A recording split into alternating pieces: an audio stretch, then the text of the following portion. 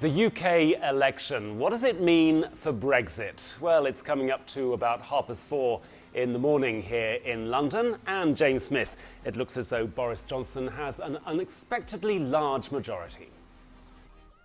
Well, this means Boris Johnson's going to have a much easier time of getting his Brexit deal through Parliament, and that probably means the UK will leave the EU at the end of January. Well, when the exit poll was announced, the pound jumped by more than 2% against the dollar. Take a look at this chart. Chris Turner, where's it heading?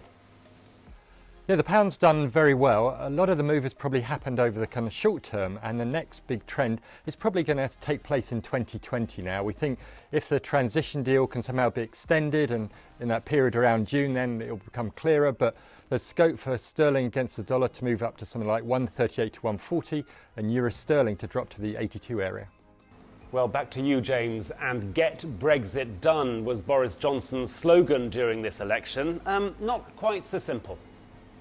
No, it's not that simple. Once the UK has left the EU at the end of January, focus will turn to the transition period, which will last until the end of 2020. But is that going to be long enough to negotiate a new deal with the EU? Probably not, so that will almost certainly need extending.